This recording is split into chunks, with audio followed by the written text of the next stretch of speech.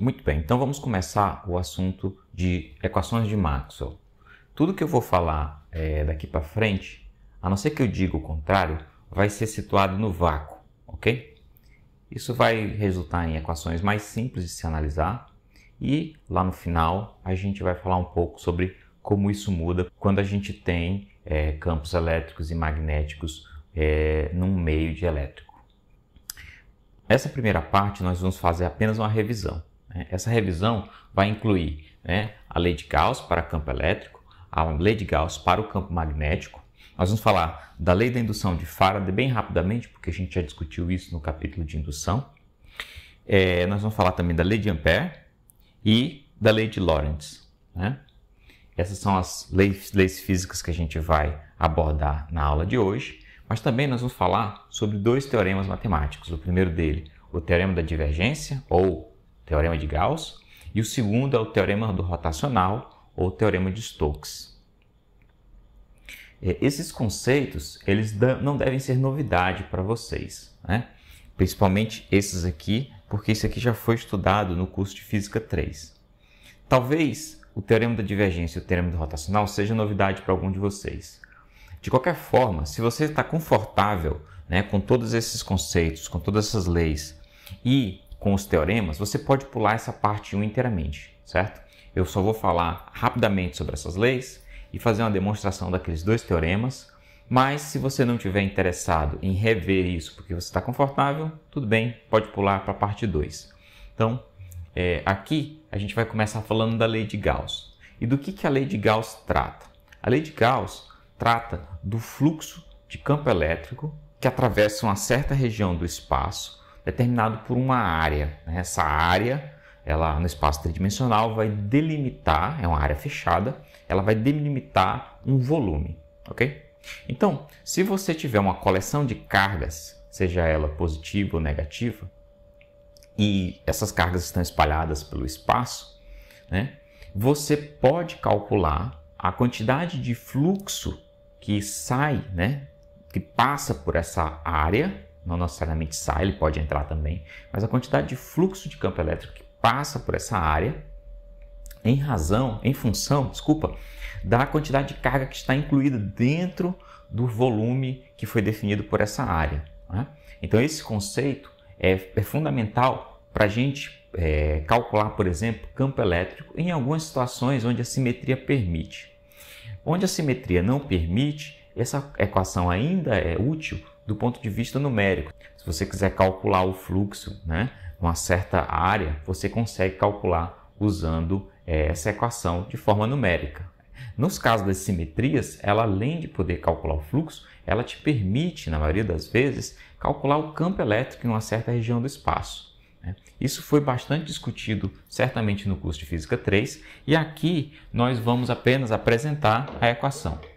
E do que eu estou falando na lei de Gauss? Como eu falei, eu estou falando do fluxo de campo elétrico que passa numa certa área fechada, uma superfície fechada, e essa superfície fechada, ela delimita esse volume. Então, o que a lei de Gauss diz é que esse fluxo, que é igual à integral fechada numa área de E produto interno com elementos de áreas dA vai ser igual a quem?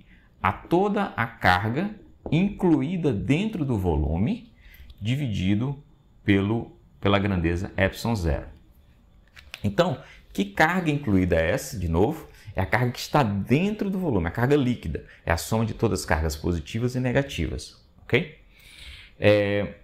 Então, essa é a lei de Gauss. Duas coisas que é importante a gente ter em mente aqui. A primeira é que essa área ela é arbitrária. Você que vai analisar o problema, escolhe a área do jeito que você quiser. Então, para facilitar em problemas que têm simetria, você escolhe, obviamente, uma área, uma superfície que tenha características daquela simetria, que pode ser simetria esférica, ou uma simetria retangular, ou uma simetria cilíndrica e assim por diante. Então, a área você que escolhe e, independente da área, se a carga incluída dentro do volume delimitado por essa área for que Inc, Q incluído lá dentro, essa equação vai funcionar. Outro detalhe que é importante você sempre manter na cabeça é que não importa o quão próximo uma carga esteja da superfície que você definiu, se ela não estiver dentro do volume, ela não contribui para o fluxo. E como é que você consegue ver isso? Basta você usar o princípio da superposição, imaginar as linhas de campo de cada carga separada, né?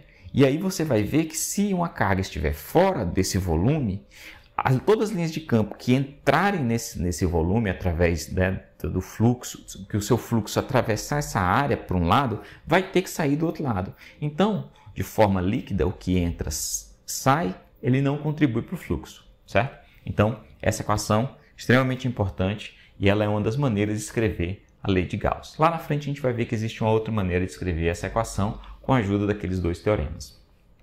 Na verdade, com a ajuda desse teorema. A gente também tem a lei de Gauss para o campo magnético.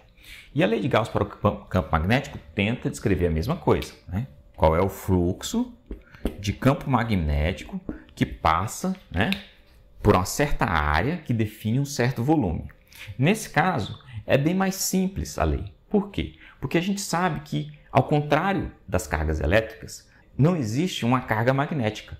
Essa carga magnética seria, por exemplo, um polo norte ou um polo sul de um dipolo.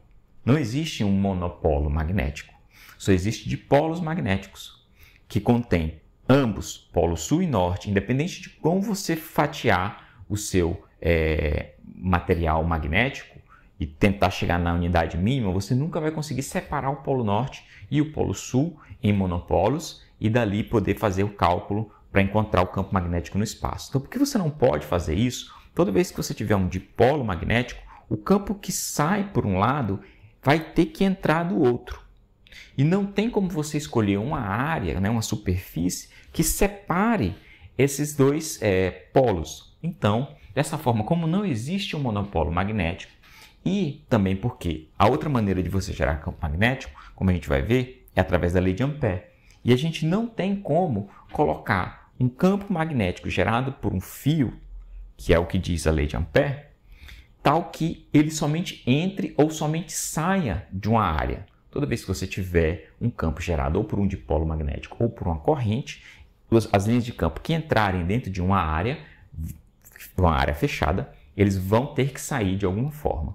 Então, a lei de Gauss para os campos magnéticos diz que a integral fechada na mesma área, né, que você escolheu lá, do campo, produto interno com cada elemento de área, vai ser sempre igual a zero, ok? Então, essas são as duas leis de Gauss e elas têm a ver com a produção de campo elétrico e campo magnético na presença de cargas elétricas e, no segundo caso, ela é igual a zero porque nunca você vai ter essa carga magnética. Além disso, nós temos a lei da indução de Faraday. A lei da indução de Faraday, a gente pode pegar o gancho lá do capítulo de indução, quando a gente chegou à conclusão, usando a lei da indução de Faraday mais a lei de Lenz, que uma fém produzida, né, em uma espira metálica, certo? Em um circuito metálico, que você possa ter um fio, na verdade. Quando você tem pela área, né, por qualquer área definida por esse círculo, um fluxo de campo magnético variante no tempo, a fém produzida vai ser igual a menos a derivada desse fluxo do campo magnético no tempo, certo? Então, essa é a mistura da lei da indução de Faraday com a lei de Lenz, né? E a lei de Lenz contribui com o sinal aqui, porque a lei da indução de Faraday ela é ambígua até certo ponto, né? A gente não consegue definir o sinal só olhando para a lei da indução de Faraday. Então, só que eu quero fazer esses cálculos independente se eu tenho uma espira, se eu tenho um fio metálico, né? A gente sabe, então, que se eu remover a espira, mas no lugar de onde estava a espira, eu imaginar um circuito, né? Eu posso, naquele circuito, naquele caminho fechado, imaginar que eu tenho um campo elétrico e é a integração daquele campo elétrico que me gera uma fém. Então, eu posso reescrever isso aqui da seguinte forma, eu posso dizer que a integral, né, em um contorno fechado C, aqui o contorno, a minha linha é C, certo? e eu posso escolher ela da forma que eu quiser, vai ser, né, de quem? Do campo elétrico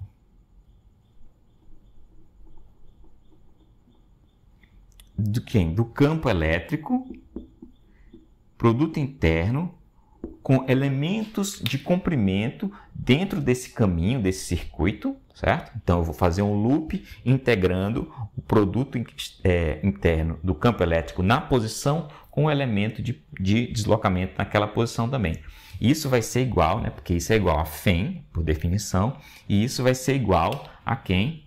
A menos dφ b dt. Ou seja, a lei da indução de Faraday, nesse contexto aqui, a gente vai deixar de usar esse formalismo aqui da φ e vamos começar a usar o formalismo de que uma φ é uma integral do campo elétrico, né, no contorno. Temos também a lei de Ampère. E a lei de Ampère é mais ou menos parecida com a lei da indução de Faraday. Só que ela diz o seguinte, ela diz qual que é a integral em um contorno fechado também do campo magnético nesse contorno em função da corrente que passa pela área que é determinada, né, por esse contorno. Então, se você tiver uma área, né, que é delimitada pelo contorno e por essa área passa uma certa corrente, você pode dizer que essa integral aqui vai ser igual a μ0 vezes a corrente que atravessa essa área, certo? Então, aqui eu tenho a integral do campo, né, no contorno, aqui o campo elétrico, aqui eu tenho a integral do campo magnético no contorno. Nesse caso aqui, o campo elétrico é gerado por uma taxa de variação do fluxo magnético e aqui o campo magnético é gerado por uma corrente. E o segredo está no fato de que essa equação ela está incompleta. Por isso, essas equações aqui, elas são as equações que descreviam, né, as leis do eletromagnetismo antes de Maxwell. A gente vai ver que as equações de Maxwell ganham o nome dele porque existe uma correção que a gente vai fazer a essa equação e quando essa correção for feita, aí sim as 4 equações, né, para as leis dos fenômenos de eletromagnetismo vão estar completas.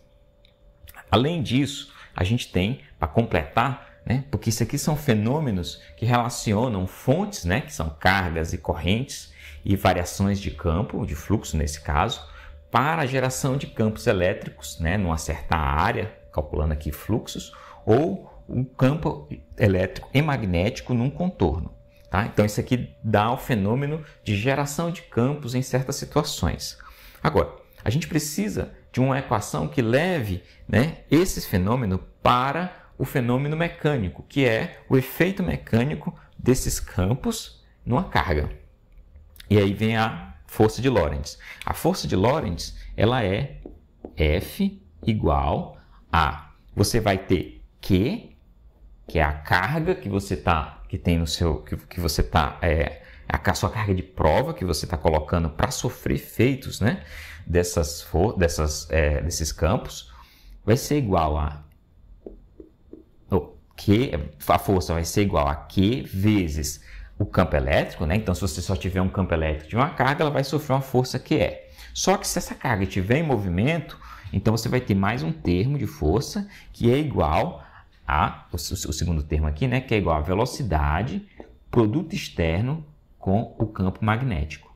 Então, você tem tanto a força devido ao campo elétrico para uma carga qualquer, esteja parado em movimento, e você tem uma força devido ao campo magnético que só existe quando essa carga está com a velocidade v, né? E aí você calcula dessa forma. Então essa é a força de Lorentz, é a força que é a equação que faz o vínculo entre os campos e o movimento de uma certa carga. Então, isso aqui é um resumo das equações que descrevem os fenômenos que nós vamos estudar daqui para frente. Obviamente, como eu falei, a gente vai lá na frente corrigir essa equação para que de fato ela se torne as equações de Maxwell. Isso aqui era o estado da arte antes de Maxwell e depois de Maxwell a gente tem uma alteração nessa equação. Mas mais duas outras equações são importantes para a gente, né? A primeira é o teorema da divergência e o segundo é o teorema do rotacional. O teorema da divergência diz o seguinte, que se eu tiver de novo, né, veja que ele é chamado teorema da divergência ou teorema de Gauss, e esse ganha o nome teorema de Gauss porque ele está relacionado com o fluxo, né? A lei de Gauss nos dois casos está relacionado com o fluxo, o teorema da divergência também está relacionado com o fluxo. E o que diz o teorema da divergência? Diz o seguinte, que a integral, né, numa certa área fechada de uma grandeza vetorial, que aqui eu vou dizer que é uma grandeza U, só para não usar nem o campo elétrico nem o magnético agora, né, porque ela vale para qualquer coisa. Então, se você tiver uma grandeza U e você fizer a integral, né, na área, que é um fluxo, certo? Isso vai ser igual à integral num certo volume contido dentro dessa área, né, que essa área aqui é uma superfície fechada, de quem? Do divergente desse campo vetorial dV, né? Cuidado para não confundir aqui. Aqui V é V de velocidade, aqui o V é o volume contido, né, por essa área aqui. E temos o teorema do rotacional, que diz o quê? Que diz que a integral fechada dentro de um circuito, ou seja, você pega um circuito e dá uma volta nele fazendo essa integral, de quem? De uma grandeza vetorial, né, U, produto interno com os elementos de comprimento dentro desse contorno enquanto eu dou a volta, isso vai ser igual a quem? A integral na área delimitada por esse contorno do rotacional, que é a mesma coisa de aplicar, né, o operador nabla nessa grandeza vetorial U, produto interno com elemento de área, certo? Então essa área ela é delimitada por esse C, essa área é aberta, né? Ela não é uma área fechada, e esse circuito aqui que é a parte fechada do meu problema. Muito bem, então, dadas essas equações, o que eu vou fazer agora até o final dessa parte é fazer uma demonstração dessa equação e uma demonstração dessa equação, né? Uma demonstração desses dois teoremas. Então vamos lá. Para a gente fazer a demonstração do teorema da divergência, nós vamos precisar definir algumas grandezas aqui, né? Não grandezas, algumas coisas. Então, primeiro é um operador. Então a gente tem um operador chamado operador nabla,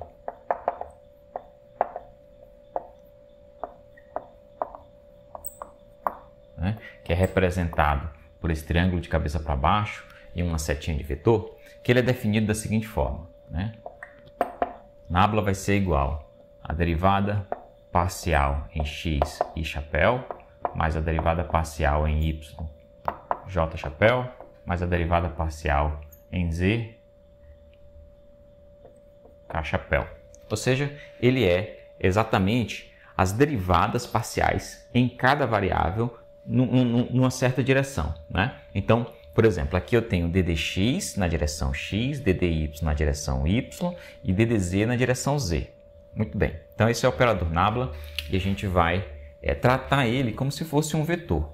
Obviamente, aqui ele está expresso em coordenadas cartesianas, mas você pode obter o mesmo operador em diferentes sistemas de coordenadas. Aqui, essa representação dele em cartesianas é suficiente, a gente não precisa ir em outras situações para demonstrar o que a gente quer. E também não vai perder a generalidade.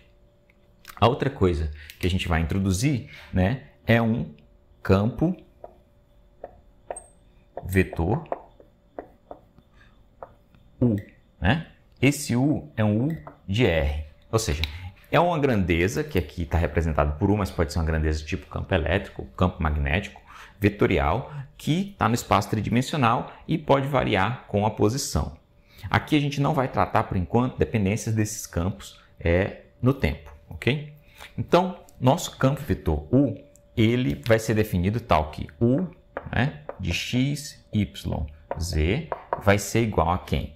Ele tem as três componentes. Então, a gente vai ter uma componente x, né, que eu vou chamar UX, e essa componente depende de x, y, z na direção I, mais a componente y, que também depende de x, y, z na direção j, mais U, né, Z, K. Né? Então, eu não estou escrevendo aqui para poupar espaço, mas aqui eu tenho a dependência em x, y, z, aqui eu tenho a dependência em x, y, z e aqui eu tenho a dependência em x, y, z. Significa o quê? Significa que as componentes desse vetor, né, num certo ponto, aquela componente, se eu variar, né, a posição, as três componentes podem variar, ok? Então é isso que eu quero dizer com uma grandeza desse tipo. E aí o teorema da divergência, ele, como foi falado mais à frente, mais atrás, quer dizer, ele tem a ver com fluxo. Então, a gente vai estar interessado em calcular o fluxo total U, né? Ou seja, o fluxo total dessa grandeza, né? U, essa grandeza vetorial, que atravessa, de novo, uma superfície fechada que delimita um certo volume. A gente imagina que esse U permeia a região, né, tridimensional, tal que seja interessante a gente calcular esse fluxo U. Por definição, o fluxo U, na sua situação mais geral possível, é sempre calculada como uma integral, né? Nesse caso aqui vai ser a integral fechada dessa área, que é uma área que fecha um certo volume, da grandeza U, produto interno com os elementos de área. Ok, mas essa aqui é a maneira trivial da gente calcular o fluxo. Eu estou interessado aqui em fazer uma análise onde eu possa calcular esse mesmo fluxo, só que numa região local, dentro da área, certo? Dentro do volume eu vou escolher um ΔV, né? Um pedaço desse volume, que vai ter suas dimensões, né? Δx, Δy, Δz, e ele está lá no meio. E eu quero calcular o fluxo dentro desse pequeno volume, ok? Então, só para deixar a gente claro do que eu estou falando aqui, então, se eu tiver um sistema de coordenadas, né, que aqui é x, y, z, e aí eu tiver, né, uma área, né, que é fechada, imagine isso aqui como se fosse, né, um balão de uma certa forma, e eu tenho um volume lá dentro.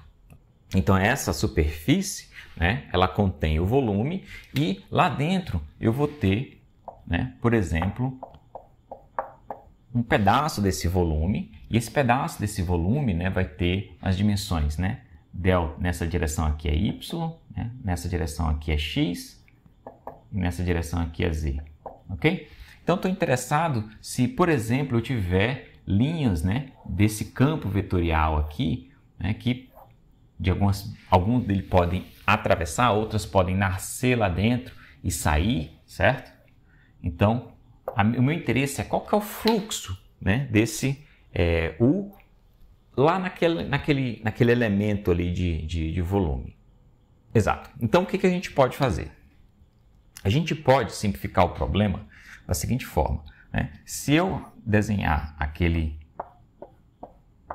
elemento de volume aqui, né, e aqui eu vou colocar aqui perto as coordenadas, essa é a coordenada x, como eu tinha falado, essa é a coordenada y, e essa é a coordenada z, ok? Eu estou dando um zoom naquele cubo, trazendo ele para cá. Não significa que a minha origem está lá, certo? Só estou representando aqui as coordenadas mais próximas. Então, a posição, né, do centro desse cubo é um vetor R, que é nada mais nada menos do que um x, i chapéu, mais um y, j chapéu, mais um z, k chapéu. Agora, o que eu vou fazer? Eu vou calcular aqui somente o fluxo que passa, por exemplo, nessas duas superfícies, que são as superfícies que estão perpendicular à direção x, que é essa superfície aqui e essa superfície lá de trás, ok? Então, se eu quiser calcular somente esse fluxo, o que eu faço? Eu vou dizer que isso é um delta fluxo de U na direção x, ok? Esse delta fluxo de U na direção x, ele vai ser igual a quem? Né? Na verdade, ele não vai ser igual, porque a gente vai fazer uma aproximação. Então, deixa eu tirar esse igual daqui, e ele vai ser aproximadamente igual a quem? Bom, a gente pode fazer o seguinte, eu posso assumir que dentro dessa área aqui, o campo não varia, né? Esse campo U, ele não varia. E lá na outra área, ele também não varia. Se isso for verdade, eu posso dizer que isso, né, para eu contabilizar os dois fluxos, né, eu posso dizer que isso aqui vai ser igual a quem? Ao vetor U, né? E aí é o vetor completo, U, de x.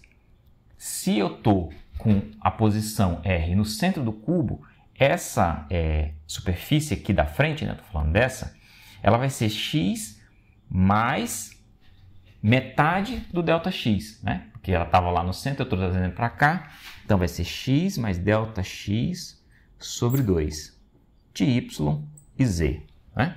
Isso aqui vezes o elemento de área. O elemento de área aqui vai ser, eu vou chamar de delta, né, a x, né, porque é um elemento de área na direção x, ele é perpendicular a x. Só que eu tenho que separar esse cara aqui do outro, da outra área. Então, eu vou colocar uma nomenclatura aqui, ΔX positivo, porque eu estou crescendo no valor de x, certo? Então, esse aqui é um vetor. Então, essa aqui é a definição básica, né, de um fluxo quando eu tenho o meu campo constante nessa área, né? Eu só multiplico, né, eu faço o produto escalar do vetor que eu estou analisando pelo vetor área. Agora, para eu contabilizar o de lá, o que eu faço, né? Eu faço mais, aí aqui, mais o de quem? Lá, essa área aqui, ela está ΔX para lá da posição do cubo, né? Que está no centro. Então, vai ser x menos ΔX sobre 2, YZ, produto interno com a mesma coisa, né? O elemento de área na direção x, só que agora eu vou dar um sinal de menos aqui para ele. Então, por que eu estou fazendo isso? Porque essas grandezas, né, esse elemento de área, esse vetor elemento de área, esse vetor elemento de área aqui, esses dois, eles têm a ver com a área que tem aqui, né? Nesse caso, essa área vai ser ΔY e aqui ΔZ, então vai ser o produto dela, né? O módulo desse vetor área aqui vai ser o produto desses dois. Mas a direção tem a ver com a normal que aponta para fora do cubo. Então, nesse caso aqui da frente, eu tenho um vetor normal nessa direção, que é o próprio vetor unitário na direção x, né? E do outro lado, eu tenho um vetor que aponta na direção para lá, porque é sempre para fora do volume que você está avaliando. Isso é uma convenção. E aqui vai ser menos o vetor unitário na direção x, ou seja, menos i. Então, né, deixando claro aqui que o delta A, né, x mais vai ser igual ao próprio i, né, o vetor i chapéu, vezes ΔY vezes ΔZ, certo? Então, essa é a área. E a minha área, x menos, vai ser menos i chapéu. É a mesma coisa, ΔY, ΔZ. Bom, agora com aqueles dois em mãos e isso aqui, eu posso realizar esse produto escalar. Ora, se eu realizar um produto escalar de U, que é desse formato, com esse primeiro termo aqui, que tem só o i, só vai sobrar o ux nessa posição, vezes essa área. Então, o meu, né, elemento de fluxo de U, né, desculpa, na direção x, vai ser aproximadamente, ainda não é igual, tá? Aproximadamente quem? O x, que sai da decomposição, né, da projeção desse vetor na direção i, de quem? Né? X mais ΔX sobre 2, y e z, vezes ΔY, ΔZ, mais, aí agora eu tenho outro termo, só que o outro termo, vejam que eu vou fazer o produto escalar de novo de U, né, que vai com menos i chapéu, então eu tenho mais, menos o x, x menos ΔX sobre 2, y, z. E aí eu tenho a área, o módulo da área aqui. Ok? Então, o que a gente percebe aqui? Né? Que isso é uma aproximação justamente porque eu estou fazendo uma forma simples de se calcular o meu fluxo. Certo? Qual o próximo passo? O próximo passo é identificar que eu posso fatorar o ΔY, ΔZ, e que quando eu fatorar o ΔY, ΔZ, o que eu vou ter é um U de x numa posição, menos o U de x numa posição ΔX para trás. Ora, mas isso é como se fosse um delta U de x. Portanto, isso aqui, né, delta φ x, vai ser igual quando eu fatorar esse termo aqui, o que vai sobrar é exatamente um delta U de x, ok? Isso vezes delta x, delta y. E aí, por fim, eu insisto em escrever igual. Isso aqui é aproximado, ok? Então, o que eu posso fazer agora? Eu posso fazer o seguinte, eu posso multiplicar e dividir desse lado por delta x. Veja, se eu fizer isso, né? Então, meu delta φ x vai ser igual a, se eu dividir, né, esse delta ux por delta x e multiplicar isso aqui, né, por delta x, aqui é um delta y, desculpa, e aqui é um delta z, ok?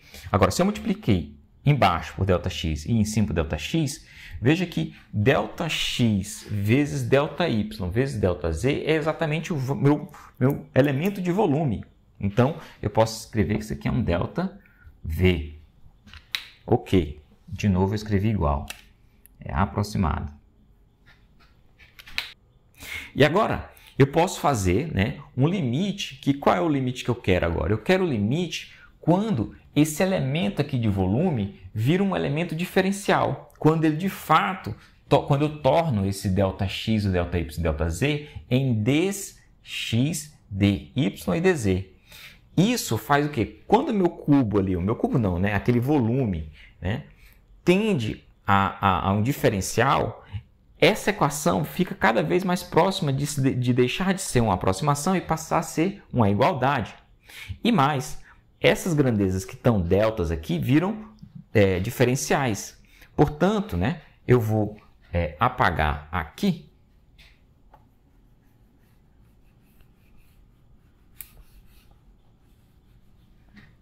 E vou apagar... Eu vou continuar, certo? Então, o que eu aprendo desse meu exercício que eu fiz até agora? É que nesse limite, ou seja, né, no limite de delta V tendendo a um dV, ok? Algumas coisas vão acontecer. A primeira é que esse delta fluxo em x vai virar um d fluxo x, certo? Um diferencial de fluxo na direção x. Vai ser igual, agora não é mais aproximado, porque eu estou fazendo esse limite e eu posso fazer esse limite tão próximo quanto eu quiser para tornar isso igual, ou efetivamente igual. E aqui eu vou ter o quê? Eu vou ter a derivada parcial da minha função, né, componente do meu vetor u, né, na direção x, a derivada em x, vezes um diferencial de volume. E aí, eu posso fazer isso para todas as três componentes, né? Eu fiz isso só para o fluxo nessas duas faces, mas eu posso fazer para as faces em y e posso fazer para as faces em z. E aí, o que eu vou obter? Eu vou obter equações semelhantes. Eu só preciso mudar aqui, né? O y, z, z, z, para encontrar os outros termos. E aí, eu posso concluir o quê? Deixa eu apagar essa parte aqui. Eu posso concluir o quê? Que o meu, né, nesse limite aqui ainda, o meu diferencial de fluxo U vai ser igual a diferencial do fluxo na direção X, na direção Y, na direção Z.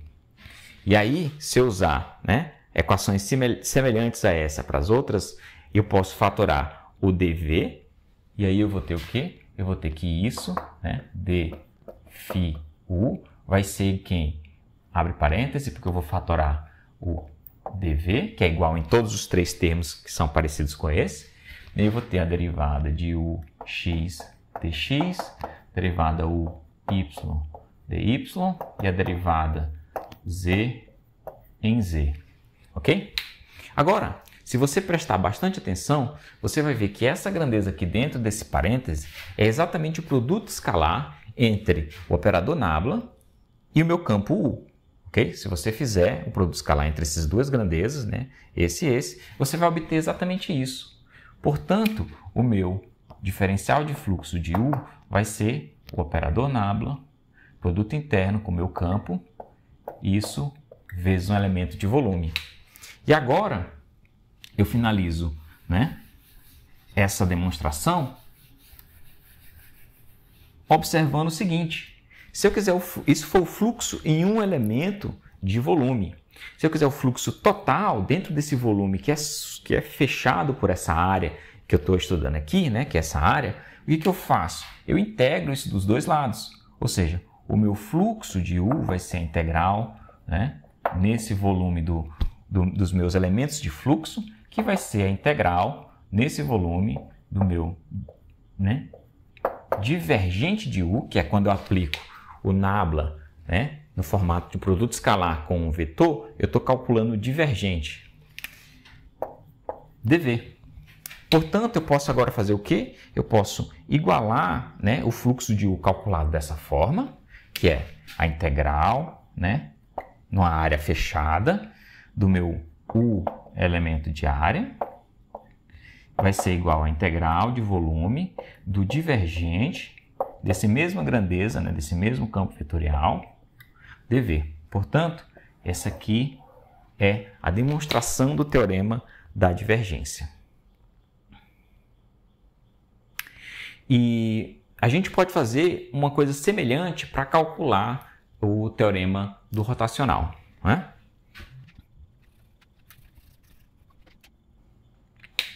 Então, se eu quiser calcular agora o teorema do rotacional, eu vou partir do mesmo lugar.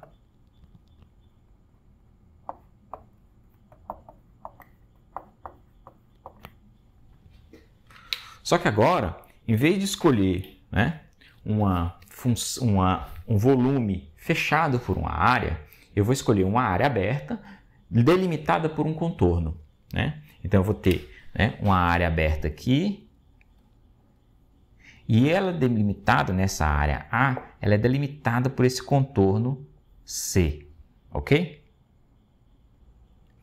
E perto dessa região aqui do espaço, né, onde tem essa área delimitada por esse contorno, de novo eu tenho, né, o meu campo U, né, cuidando aqui da vida dele, fazendo... Opa, essas linhas não podem se cruzar, né?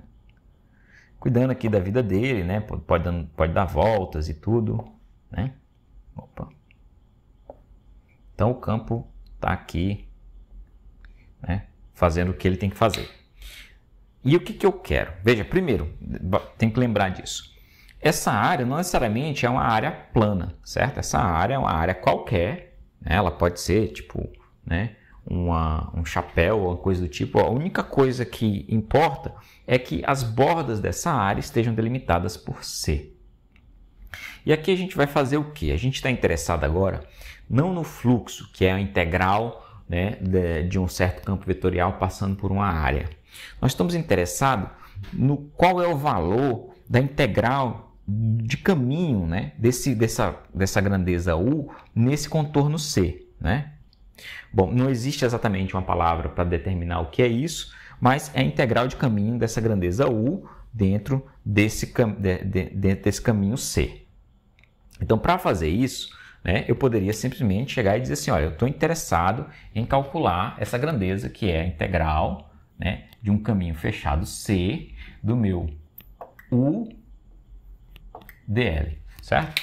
Onde dl são elementos, né, de comprimento aqui seguindo o meu contorno. Então, uma das maneiras de você pensar a respeito disso é o seguinte, aqui eu vou desenhar, né, eu vou limpar esse desenho aqui para a gente poder raciocinar a respeito de qual que é a tática aqui. Então, se você tiver de novo o seu circuito aqui, arbitrário, C, e aí você quer calcular essa integral de linha, se eu, por exemplo, separar, né, essa região aqui do espaço por uma grade, certo? E eu quiser, aqui obviamente eu estou fazendo num plano, mas eu poderia estar fazendo isso em 3D também, fazer essa grade em 3D. Então, se eu calcular, né, uma grandeza que é a grandeza de caminho, sempre, por exemplo, no sentido anti-horário, em cada um desses quadradinhos que eu separei aqui, uma coisa vai ser clara. Quando eu fizer, por exemplo, a desse quadrado aqui, né, essa lateral aqui, que é compartilhada entre esses dois, nesse caso, né, como eu estou fazendo sempre sentido anti-horário, ela vai ter uma integral nessa direção, no outro ela vai ter integral para baixo. Como o valor do campo ali vai ser o mesmo, se eu tiver duas integrais sendo feitas com limites de integração, né, no mesmo caminho, mas com limites de integração invertidos, vai dar zero. De forma que todas as contribuições dessas laterais aqui dentro dessa área, elas vão se anular. E vai sobrar somente as laterais, né, que estão aqui do lado, exatamente do lado do meu contorno externo. Obviamente, vocês podem perceber que eu não posso encaixar, né, retângulos ou quadrados desses aqui, desse tamanho, porque vai ter uma diferença aqui, né, no formato. Mas quando eu fizer o limite desse quadradinho tendendo, né, um limite infinitesimal, aí eu posso fazer isso sem problema nenhum, porque nesse limite, né, isso aqui pode ser substituído por retas, né, que vão se acomodar aos meus retângulos. Então a minha tática vai ser a seguinte, vai ser pensar, né, em um desses quadrados projetados na direção, por exemplo, se eu tiver x saindo aqui, né, y e z. Então, a projeção dessa superfície nessa direção x, né, vai dar uma área que está representada aqui em y e z, ok? Então, eu posso dizer, por exemplo, que aqui vai ser a minha lateral 1, aqui vai ser a minha lateral 2, aqui é a minha lateral 3 e aqui é a minha lateral 4, certo? Eu tenho um DL1 aqui, um DL2, um DL3 e um DL4. Então, vamos escrever quem são esses DLs. Então, o DL1 vai ser quem, né? Eu posso dizer que isso aqui vai ser um ΔZ.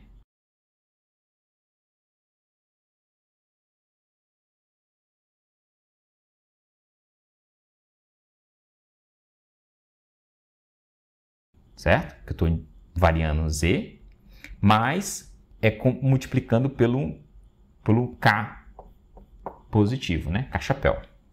Quem que vai ser o meu ΔL2? Vai ser esse aqui. Ele vai ter um tamanho ΔY, certo? Porque é uma variação na direção Y. E ele vai ser multiplicado por menos J. Então, vou botar menos aqui, J. Certo? Quem é o 3, né? Então, esse aqui é o ΔL1, ΔL2, aí eu tenho um ΔL3, todos esses são vetores, né? Vai ser igual ΔZ, só que apontando na direção negativa de Z, então vai ser menos ΔZK. E aí eu tenho um DL4, que vai ser quem? O DL4 vai ser um ΔY, e na direção positiva do Y, então vai ser mais, né, J chapéu. Ok? Então, de novo, relembrando, eu quero calcular, né, a integral de contorno desse campo vetorial nessa posição aqui, nesse quadradinho, que é um desses, e depois eu vou integrar o de todo mundo. Quando eu integrar o de todo mundo, as contribuições das bordas, né, que estão dentro da minha área, dentro do meu circuito, vão se cancelar e vai sobrar só a borda, que é o que eu quero lá.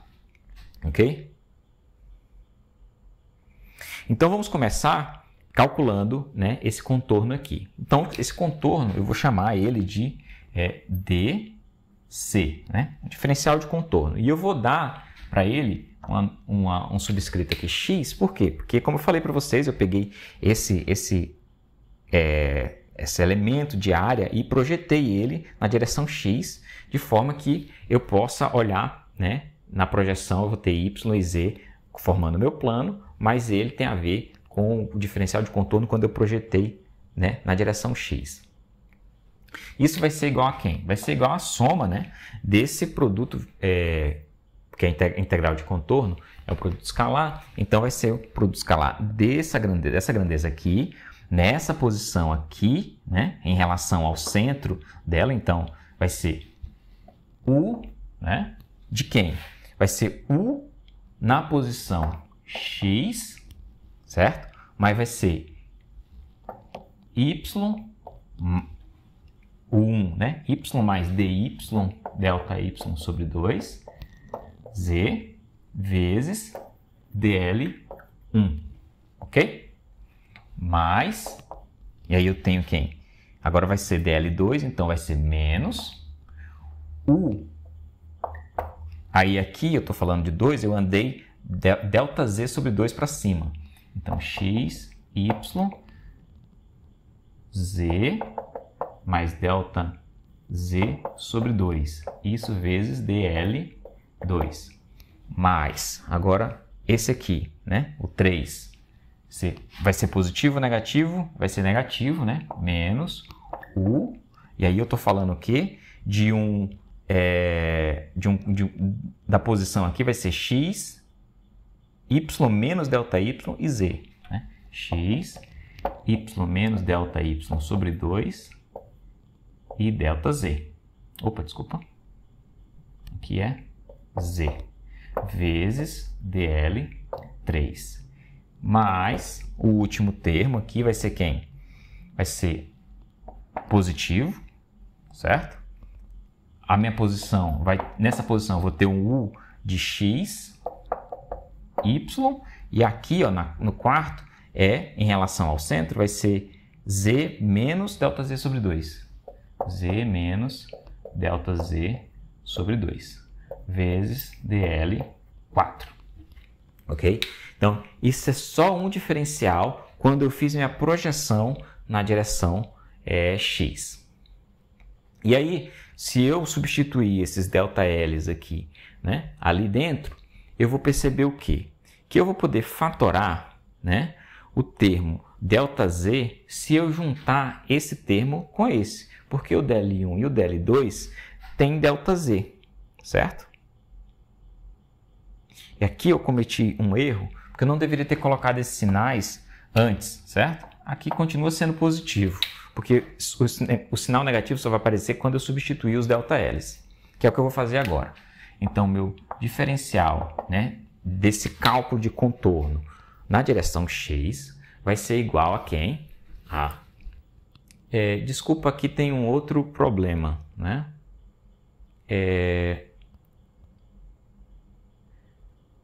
Aqui, como eu já estou tratando de diferenciais, eu deveria ter chamado isso de dz, dy,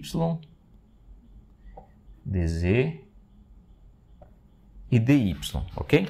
Porque eu já estou tratando aqui como diferencial, né? Se eu estivesse tratando como, né, elemento, não diferencial, mas um elemento, uns deltas, eu teria que ter tratado como delta aqui, da mesma maneira que eu estou tratando como delta aqui. Então, aqui eu já vou substituir isso, né, por d e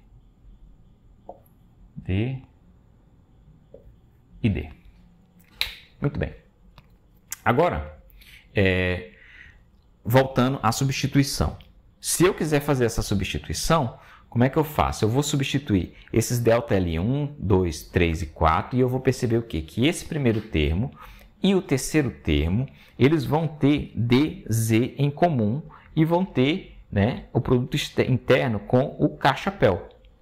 Então, quando eu fizer o produto com o K-chapéu, o que eu vou ter, quando eu fizer o produto em K-chapéu com esse U aqui, o que vai sobrar é o Z.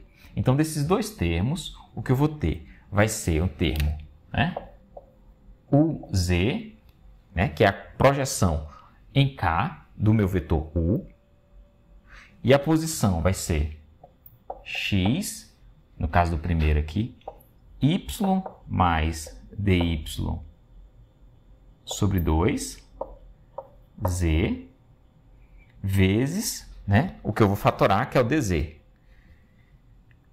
menos, porque agora tem um menos daqui, aí eu vou ter, já tem esse fatorado aqui, já tem um parêntese fora, o de z também, deixa eu fazer isso na outra linha, que vai ficar muito apertado, né?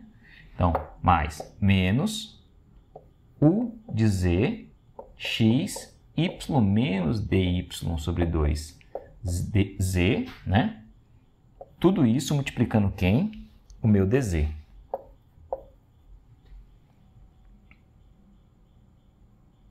E aí eu tenho agora os outros dois termos que sobraram, que vai ser igual a mais, né? Aí agora, eu posso pegar esse termo aqui, ele vai ter um menos nele, né? Vai ter um menos, então vou abrir parênteses, já começa com menos, porque o dl2 tem um menos aqui. Então, O produto escalar vai ser com J, então vai sobrar só U e Y. E as posições são tais que, né? Aqui vai ser X, eu estou falando desse, Y, Z mais DZ sobre 2, mais, agora esse termo vai ser feito produto interno, vai ser com J também, então vai sobrar só o U e Y, de X, Y, aqui é Z menos DZ sobre 2, certo? Estou falando desse aqui. Tudo isso multiplicado por quem? Por dy, que foi fatorado desses dois termos. Ok? Então, aonde eu quero chegar com isso? Vocês podem perceber que eu vou apagar agora isso aqui porque eu não preciso mais.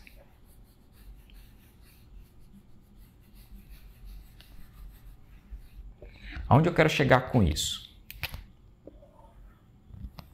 Né? De lá eu venho para cá. Que o meu dcx vai ser igual a quem? Então perceba o seguinte agora, o que eu vou fazer? Nesses dois primeiros termos aqui, que estão fatorados por dz, eu vou multiplicar de novo por dy em cima e dy embaixo. E aí, o que vai aparecer? Esse termo entre parênteses, dividido por dy, ele é exatamente uma diferencial de uz em y. Né? Eu tenho um diferencial aqui, ó, uma diferença, né? Quando eu vario em y, então eu vou derivar isso, ou seja, vai ser duz dy, certo? Porque eu acrescentei dy embaixo e em cima, vezes um diferencial de área, né? da minha projeção em x. Porque vocês devem lembrar lá, né, do meu desenho que o meu retângulozinho era um dy, um dz, que foi a projeção, né, na direção perpendicular de x. Desculpa, na direção x eu tenho uma área nas direções y e z. Então, meu dAx aqui. Isso mais esse outro termo aqui, o que eu vou ver? Que esse termo aqui tem um negativo na frente, então se eu tirar um menos, né, se eu fatorar um menos, eu vou ter esse termo aqui positivo e esse termo negativo. E a mesma coisa eu faço, eu multiplico por dz em cima e embaixo. E aí esse termo aqui, menos esse, dividido por dz, é um diferencial de uy, certo? Só que na direção z vezes, aí como eu multipliquei por dz em cima também, eu vou ficar com um diferencial de área na direção x. Exatamente o que eu tinha aqui, eu vou ter aqui, né?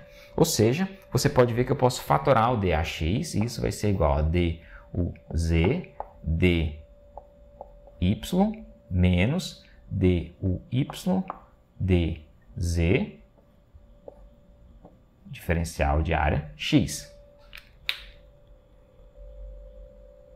Então, agora, perceba o seguinte, ó, que o meu dcx, ele tem a seguinte cara, ele tem a cara da componente x do produto vetorial entre o meu operador nabla e o vetor u, né? Então, se você fizer um produto vetorial entre esse e esse aqui, a componente x vai ser exatamente isso aqui. Ou seja, isso aqui é quem? Isso aqui é a componente, né, x desse produto vetorial. Isso aqui vai ser produto vetorial entre nabla e u, só que na direção x. Vezes, né, a componente da área em x. Então, o meu dcx é igual a isso. Isso é o diferencial de contorno na direção x. E se eu fizer essa mesma diferencial de contorno para y e para z, eu vou ter de novo, né, não confundir isso aqui com isso. Esse aqui é um produto vetorial, né? Esse aqui é a componente x. Então, se eu fizer o dcy, eu vou ter, né, produto vetorial desses dois vetores, a componente y desse produto vetorial e o elemento de área em y. Se eu fizer para a direção z, a mesma coisa, vai ser o produto vetorial do nabla com o u na direção z vezes daz. Portanto, se eu quiser o meu contorno total, eu vou somar essas grandezas. Então, isso aqui vai ser, né? Não isso aqui ainda, né? Vai ser, estou interessado agora num diferencial de contorno, que é o diferencial de contorno x, y e z. E aí eu posso, né, escrever isso como esse aqui, né, a componente x desse produto vetorial vezes dAx, mais esse aqui vai dar o que termo?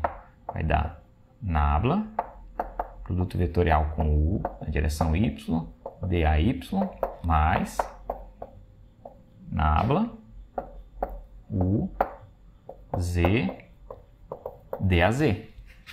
E aí agora o que eu posso fazer?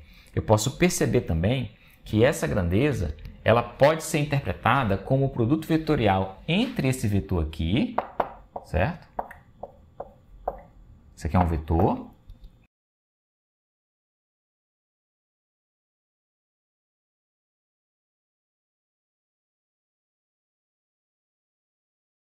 E o vetor que representa essas áreas. Portanto, eu posso dizer que isso aqui é um dA. E aqui é um produto vetorial, ou produto escalar. Então, se o meu dA tiver um dAx, y, se o meu dA for do tipo dAx, x chapéu, né, ou i, day mais day, j mais daz, k, então isso aqui é resultado de um produto escalar. Então, esse é meu dC. E aí, finalmente, se eu quiser calcular, né, todos os meus contornos, eu faço a integral, né, em todos os elementos de área daquele desenho que eu fiz, né, todas aquelas subdivisões daquela área, de DC. Então, eu posso substituir isso aqui, e aí eu vou ter o quê? Integral, né, fechada no contorno de U, produto interno com A, opa, desculpa, não é A, é L, vai ser igual a quem? A integrais desses DCs. Mas o DC é isso, então vai ser a integral, né, numa área, na área que contém todas aquelas subdivisões de quem? Opa, aqui não é interno, aqui é rotacional. Do rotacional de U, dA. E aí, portanto, eu demonstro, né, o meu teorema do rotacional. Ok? Então, dessa forma, a gente tem, né, a demonstração desses dois teoremas que eles vão ser extremamente úteis para a gente lá na frente. Então, com isso, a gente encerra essa primeira parte, a gente encerra a parte onde a gente faz essa introdução de conceitos, essa revisão de conceitos, né? E a gente tá preparado agora, né, ou já deveria estar preparado para prosseguir para a parte 2, né, do assunto de equações de Maxwell.